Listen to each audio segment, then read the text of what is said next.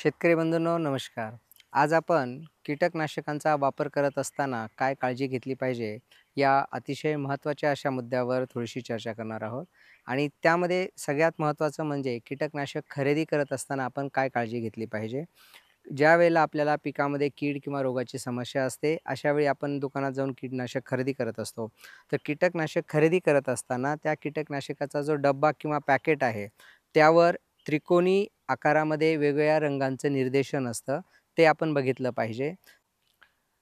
काही कीटकनाशकांच्या डब्यावर किंवा पॅकेटवर लाल रंगाचा त्रिकोण आणि वरच्या भागामध्ये कवटी आणि हाडं दाखवलेली असतात आणि त्या ठिकाणी आपल्याला पॉयझन असं निर्देशांक दिलेला असतो.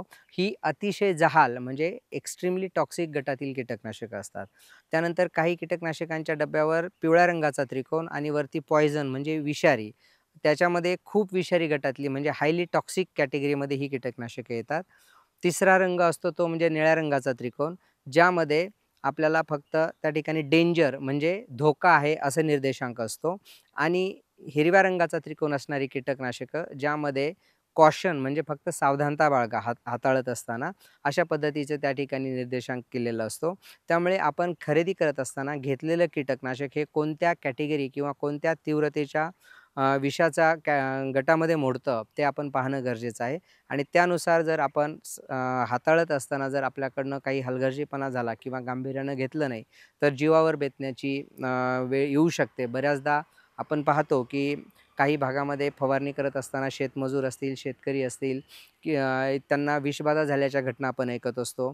शिवाय कधी-कधी अतिविषारी औषधं फवारल्यामुळे पिकालाही विषबाधा झाल्याचं आपल्याला पाहण्यात येतं. ज्यामध्ये पातीगळ असेल कपाशीमध्ये, फुलगळ असेल, पानावर त्या ठिकाणी करपल्यासारखं किंवा चट्टे पडणे किंवा पानं जळाल्यासारखं दिसणं, अशा पद्धतीच्या पानावर सुद्धा त्या ठिकाणी पिकाच्या बाधा झाल्याची लक्षणं आपल्याला दिसतात. म्हणून आपल्या पिकामध्ये जर कीड रोगाची समस्या ही अतिशय तीव्र नसेल, तर आपण साधारणतः सौम्य ते मध्यम विषारी गटातील म्हणजेच हिरव्या ते निळ्या रंगाचे निर्देशांक असलेलीच कीटकनाशकं निवडावी.